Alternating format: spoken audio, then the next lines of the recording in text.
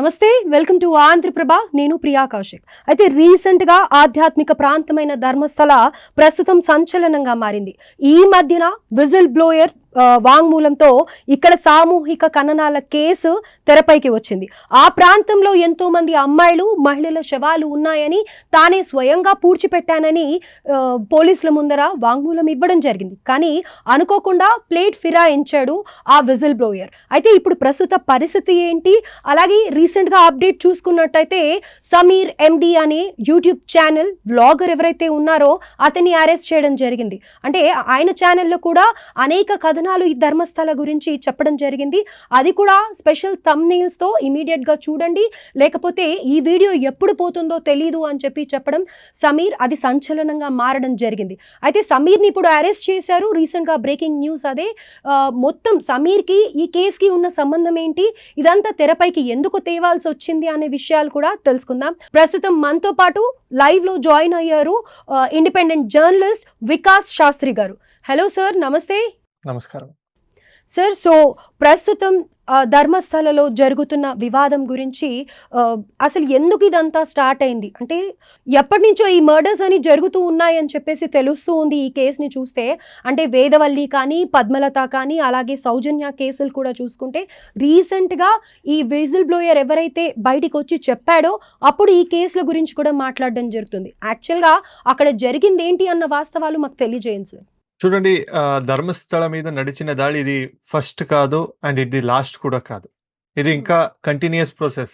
It's non ending process అని చెప్తారు కదా, అలాంటి ఒక సిచ్యుయేషన్ లో ధర్మస్థల ఇప్పుడు వచ్చింది అని నేను స్ట్రైట్ గా చెప్పొచ్చు. అంటే ఇవి కేవలం ఆరోపణలేనా, వాస్తవాలా? ఆరోపం అంతే. ఆరోపం చేస్తున్నారు. నో సింగిల్ ఎవిడెన్స్ ఇప్పటి వరకు ఎవరు ఇవ్వలేదు ధర్మస్థలానికి. మనం కూడా ఇలాంటి ఆరోపణలు వచ్చిన వెంటనే అక్కడ ధర్మస్థలానికి వెళ్ళాము, అక్కడ చూసాము, ఇలాంటి జరగావా అని వెరిఫికేషన్ చేసాము, ఆఫీసర్లు మీట్ చేసాము, అక్కడుండే లోకల్ జర్నలిస్టు, క్రైమ్ రిపోర్టర్లు అందరితో మాట్లాడాము. స్టిల్ మనకి ఒక చిన్న ఎవిడెన్స్ కూడా లేవు. అక్కడ ఒక్కొక్క చిన్న చిన్న మాటలు వినిపించేది మనకు. ఇక్కడ కమ్యూనిస్ట్ యాంగిల్ ఉంది, కమ్యూనిస్ట్ వాళ్ళు ఏదో టార్గెట్ చేస్తున్నారు, ఎస్డిపిఐ ఇన్వాల్వ్ అయ్యింది, కొన్ని రాజకీయాలు ఇక్కడ ఇన్వాల్వ్ అవుతుంది. ఇంకొకటి చాలా పెద్ద ఆరోపం ఎవరో చేశారు, క్రిస్టియన్ మిషనరీ చేసేలాంటి పనులు వీళ్ళు చేస్తున్నారు ధర్మస్థల. అంటే క్రిస్టియన్ మిషనరీ ఎవరికి డబ్బులు ఆశ చూపించి ఆర్ ఎవరికో కష్టం ఉంటే దాన్ని యూజ్ చేసుకొని కన్వర్ట్ చేసుకుంటారు కదా, అలా ధర్మస్థలం ఏ కన్వర్షన్ లేకుండా 3 times ఫుడ్ ఇస్తున్నారు. ఎవరైనా బిజినెస్ పర్పస్కి నాకు బిజినెస్ లాస్ అయిపోయింది, నాకేదైనా సహాయం చేయండి అంటే వాళ్ళకి లో రేట్ ఆఫ్ ఇంట్రెస్ట్కి లోన్ని కెనరా బ్యాంక్తో టైఅప్ చేసుకొని వాళ్ళు ప్రొవైడ్ చేసి ఇస్తారు. మళ్ళీ ఎవరికైనా జాబ్ కావాలంటే జాబ్ ఫెసిలిటీస్ ఇప్పుడు ఆల్రెడీ 2 lakhs ఏదో ఎంప్లాయీస్ ఉన్నారని నేను విన్నాను ధర్మస్థలతో పాటు. సో ఇలాంటి ఒక ప్లేస్లో అకామిడేట్ చేస్తారు. వాళ్ళు ఏ హెల్ప్ అడిగినా అక్కడ ఎవరో భక్తులకి బస్ ఛార్జ్ లేదంటే బస్ ఛార్జ్ ఇచ్చి పంపించేలా ఒక టెంపుల్ ఏదైనా ఉంటే ఇండియాలో అది మోస్ట్లీ ధర్మస్థల అని నేను చెప్తాను. సో ఇలాంటి ప్లేస్కి ఇలా టార్గెట్ ఏం కొత్తది కాదు. ఫ్రమ్ 1992 సోమనాథ్ నాయక అని ఒక కమ్యూనిస్ట్ లీడర్ వస్తాడు. ఈయన వచ్చి స్టార్ట్ చేసిన పెద్ద షడ్యంత్రమే ఈ ఒక్క ఇంతవరకు వచ్చిన దానికి కారణమే సోమనాథ్ నాయక. సో ఆయననే ఇది స్టార్ట్ చేశారు అని అంటారు. అవునవును, 100% ఆయన. అంటే ఆరోపణలుగా మొదలు పెట్టారా, లేకపోతే నిజంగానే అక్కడ కొన్ని జరిగిన వాటిని తీసుకొని వచ్చి అన్ని కలిపి ఇలా జరుగుతుంది అని ప్రొజెక్ట్ చేశారా? నాట్ ఎ సింగిల్ ఇన్సిడెంట్ కూడా అక్కడ జరగలేదు. మరి జరగలేదు అన్నప్పుడు ఈ సౌజన్య ఇన్సిడెంట్ ఏంటి, అలాగే వేదవల్లి ఇన్సిడెంట్ ఏంటి, పద్మలత ఇన్సిడెంట్ ఏంటి? సౌజన్యకి అత్యాచారం జరిగింది. పద్మలత కేసుకి చార్జ్ షీట్ లో సి రిపోర్ట్ వేసి కంప్లైంట్ క్లోజ్ అయిపోయింది. అంటే టెంపుల్ కి సంబంధం లేదంటారా? పద్మలత కేసులో ఎస్పెషల్లీ టెంపుల్ కి విజిటింగ్ కు వచ్చిన అమ్మాయి మిస్ అయిపోయింది, దాని తర్వాతే చనిపోయింది. దీంట్లో డైరెక్ట్ గా ఎవరైతే టెంపుల్ అధికారులు ఉన్నారో వాళ్ళ చుట్టాలే ఇవన్నీ చేశారు, వాళ్ళకి కావాల్సిన దగ్గర వాళ్ళే ఈ హత్య చేశారు అని చెప్పి వచ్చింది కదా. చూడండి, ఒక టెంపుల్ అంటే చాలా ఇన్సిడెంట్ జరుగుతూ ఉంటాయి. ఎవరో మిస్ అయిపోతారు, మిస్ అయిన నెక్స్ట్ డే ఎవరో కోఇన్సిడెన్స్ గా ఏదో జరగబోతుంది. దాన్ని అన్నిటినూ లింక్ చేస్తూ కూర్చుకుంటే అంటే ఇది ఎండ్లెస్ ప్రొసీజర్. నేను అందుకే చెప్పాను. ఇది ఇది చెప్తాను, సౌత్ ఇండియాకే బిగ్గెస్ట్ టెంపుల్ అంటే శివుడి కోసం ఒక డెడికేటెడ్ అయిండే ఒక శక్తి పీఠం అంటేను కూడా తప్పు కాదేమో, అంత పెద్ద టెంపుల్ ఈ బద్దు ఇలాంటి పరిస్థితికి వచ్చిందంటే ఈ కమ్యూనిస్ట్ యాంగిల్ చాలా క్లియర్ గా కనపడుతున్నాయి. చూడండి, సౌజన్యకి అత్యాచారం జరిగింది. ఎస్, అది మనం కూడా మేము ఒప్పుకుంటున్నాం, జరిగింది. ఎవరు చేశారని నెక్స్ట్ డేనే ఒక సంతోష్ రావు అనే ఒక ఆయన అరెస్ట్ అయిపోతాడు, వాడే చేశాడు అని అక్కడ ఉండేవాడు. కానీ వీళ్ళు దాన్ని వితండవాదం చేస్తూ కూర్చుకుంటారు. లేదు, అంటే మరి సంతోష్ రావు అసలు ప్రాపర్గా మతి స్థిమితం లేని పర్సన్ అని చెప్పేసి చెప్తూ ఉన్నారు కదా. ఎవరు చెప్పారు? డాక్టర్ రూపాలి అని సైకాట్రిక్ డాక్టర్ చెప్తారు. Is mentally very which stable, very clear, he knows everything. వాళ్ళు క్రాస్ క్వశ్చన్ చేసేప్పుడు అడుగుతారంట, నువ్వు ఆ అమ్మాయిని ఎలా తీసుకొని వెళ్తావు, వెయిట్ ఎలా లిఫ్ట్ చేసావు అని అడిగితే వాడు చెప్తాడు, లేదు అంతేనా, అమ్మాయి వెయిట్ లేదు అని చెప్పిన ఒక స్టేట్మెంట్ కూడా డాక్టర్ రూపాలి రిపోర్ట్ చేశారు. సిబిఐ ఇది సిఐడి ఇన్వెస్టిగేషన్ జరిగింది, సిబిఐ ఇన్వెస్టిగేషన్ జరిగింది, లోకల్ పోలీస్ ఇన్వెస్టిగేషన్ కూడా జరిగింది. సో సంతోష్ రావే చేశాడు సౌజన్య దాంట్లో. పోలీస్ రిపోర్ట్ లో అదే వచ్చింది. ప్రాసిక్యూషన్ ఫెయిలర్ వల్ల.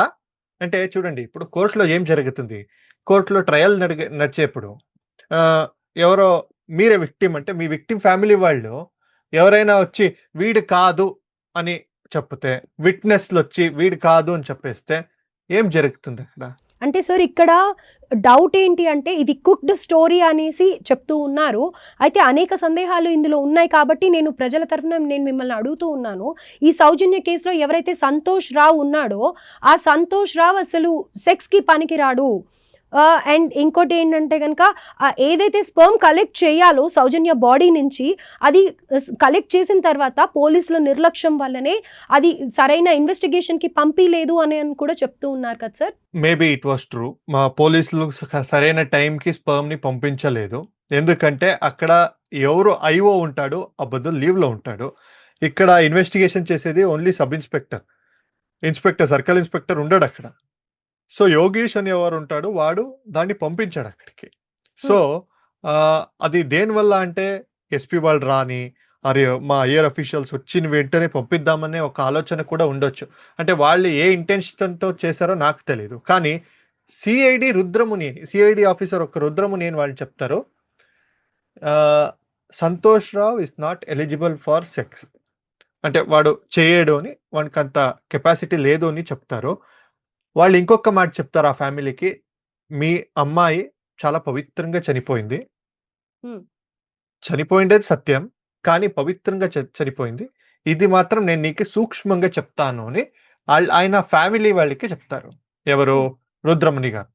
కానీ సిబిఐలో వేరే రిపోర్ట్ వస్తుంది, నో ఈస్ ఎలిజిబుల్, వీడు సెక్స్ కి కేపబిలిటీ ఉంది అని కూడా సిబిఐ రిపోర్ట్ చెప్తుంది. ఇక్కడ రెండు రకాల మాటలు రావడానికి అంటే ఇందులో ఎవరైతే అధికారుల చుట్టాలు ఉన్నారో చంపిన వాళ్ళల్లో వాళ్ళ ఇంట్లో తమ గెస్ట్ హౌస్లో పెట్టుకోవడం చూశారు అని అనేసి, అలాగే ఆ సర్వెంట్ని కూడా తను కూడా సస్పీషియస్ డెత్ అని చెప్పేసి ఈ సౌజన్య కేసులో ముఖ్యంగా వినిపిస్తున్నప్పటికీ కూడా మరి ఇవన్నీ ఎలా చెప్తారు? ఎందుకని ఇలా రెండు రకాల మాటలు చెప్పడం జరిగింది? చూడండి, వారిజ ఆచార్తి చనిపోయింది, సౌజన్య చనిపోయి 1 year తర్వాత, నాట్ ఇమీడియట్లీ. సౌజన్య చనిపోయింది, రేపు జరిగి నెక్స్ట్ డేనే వారిజ ఆచార్తి చనిపోలేదు. మీరు ఎవరు సర్వెంట్ అని చెప్పారో అది సర్వెంట్ కాదు యాక్చువల్లీ. ఆమె వాళ్ళ క్లోజ్ రిలేటివ్ కూడా. వాళ్ళకి హెల్ప్ చేసే కోసం వాళ్ళ ఫ్యామిలీతో వచ్చి మింగల్ అయ్యే ఒక పద్ధతి వాళ్ళు ఉంటుంది. ఆ ధీరజ్ కెల్లా అని ఎవరు ఉంటారు, ఆయన చంపేశాడు అని వీళ్ళు ఆరోపణ చేస్తున్నారు. ఎవరు? ఈ పోరాటగారులు అండ్ సమీరు వీళ్ళందరూ మాట్లాడుతున్నారు. వారిజ ఆచార్తి చనిపోయిన పోస్ట్ మార్టం రిపోర్ట్ మీకు పంపిస్తాను నేను. అది 2013లో చనిపోయింది. సౌజన్య ఇన్సిడెంట్ జరిగింది 2012లో. ఎందుకు 1 year వదిలేశారు? 1 year అయిన తర్వాత ఎందుకు చంపేస్తారు? అంటే కొన్ని అక్కడ నేను ఎంక్వైరీ చేసే ప్రకారంగా అక్కడ ఆమెకి గర్భకోశంలో క్యాన్సర్ ఉండేది. సో ఆ పెయిన్ తట్టుకోలేక చనిపోయింది, సూసైడ్ చేసుకొని చనిపోయింది అని ఇన్ఫర్మేషన్ ఉండేది. కానీ వీళ్ళు అక్కడ జరిగిన అన్ని మర్డర్లు, అక్కడ జరిగిన అన్ని సూసైడ్లో వీళ్ళే చేశారు, హెగ్డే ఫ్యామిలీ చేశారు అంటే Hegde is a soft target for them, easy target వాళ్ళ మీద వేసేద్దామని ఒక పెద్ద షడ్యంత్రం వీళ్ళు రూపిస్తున్నారు. నేను చెప్పాను మీకు 1992 నుండి వస్తుండే దాడి ఇది. ఇప్పుడు 2012లో జరిగిన సౌజన్య ఇన్సిడెంట్‌ని 2013లో టీవీ9 స్టూడియోలో మహేష్ శెట్టి తిమ్మరుడి కూర్చుకొని చెప్తాడు. ఇది ఈ రేప్ చేసింది హెగ్డే వాళ్ళ తమ్ముడు కొడుకు అని. సో 1 ఇయర్ ఏం చేస్తుండేవాడు వీడు? 1 ఇయర్ ఎందుకు గ్యాప్ తీసుకున్నారు? ఆ 1 ఇయర్ వరకు వీడేం చెప్పాడంటే అన్ని మీడియా స్టేట్మెంట్ అది పంపిస్తాను. అన్ని మీడియాలో చెప్తాడు సంతోష్ రావే ఆరోపి, సంతోష్ రావే కల్ప్రిట్, సంతోష్ రావే ఈ రేప్ చేసిండేది అని అన్నీ చెప్పేవాడు. సడన్ గా 2013లో మా వాడు సోమనాథ్ నాయకతో ఒక మంచి రిలేషన్షిప్ వచ్చిన తర్వాత హెగ్డే గారి కొడుకు మీద వేసేస్తాడు, అంటే తమ్ముడు కొడుకు మీద వేసేస్తాడు. ఓకే. సో ఇది క్లియర్ కట్ గా కనపడుతుంది ఇక్కడ. ఒక నేషనల్ న్యూస్ ఎలా చేయాలి అనే ప్లాన్ చేసింది గిరీష్ మట్టಣ್ణ అని ఒక పోలీస్ ఆయన, అంటే dismissed police, sorry not a police. వాడు ఎందుకు డిస్మిస్ అవుతాడంటే విధాన సౌధ అంటే మన అసెంబ్లీ ఏముంది అక్కడికి ఫేక్ బాంబ్ పెట్టి డిస్మిస్డ్ అయ్యాడు. వాడిని క్లియర్ కట్ గా రాసి చెప్తారు, you are not eligible for to be a police officer అని రాసి వాడిని పంపిస్తారు.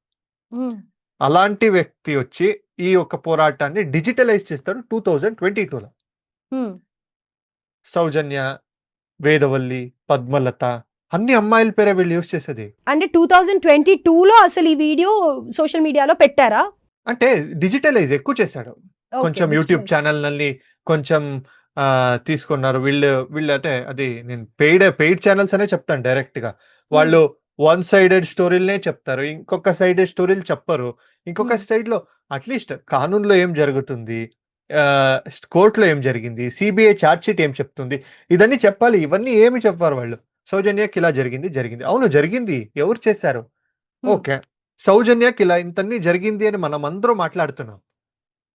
వాళ్ళ మదర్‌ని నేను మాట్లాడతాను. సౌజన్య వాళ్ళ మదర్‌తో నేను ఫోన్‌లో మాట్లాడతాను. అమ్మ రండి మీకు న్యాయం జరగాలి. సుప్రీం కోర్ట్‌కెళ్ళి రీఇన్వెస్టిగేషన్‌కి అప్పీల్ చేద్దాం చెప్తాం. ఇది 1 టైమ్ కాదు 3 టైమ్స్ నేను వాళ్ళని అడిగాను. కోర్టు ఏ ఫీజు భరిస్తాను నేను భరిస్తాను. అడ్వకేట్ ఏం ఫీజు అడుగుతా నేను భరిస్తాను. మీకు ట్రావెలింగ్ ఎక్స్‌పెన్సెస్ నేను భరిస్తాను. మీరు రావాలంతే. ఇది నేనెళ్ళి కోర్టుకేస్తే కోర్ట్ అక్సెప్ట్ చేయదు. వాళ్ళ ఫ్యామిలీ వాళ్ళే వేయాలి.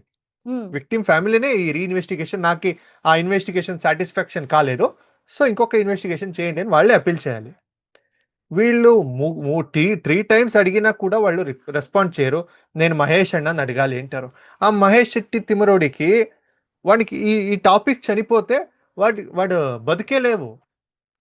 వాడు బతికిండేది సౌజన్య పేరుతో.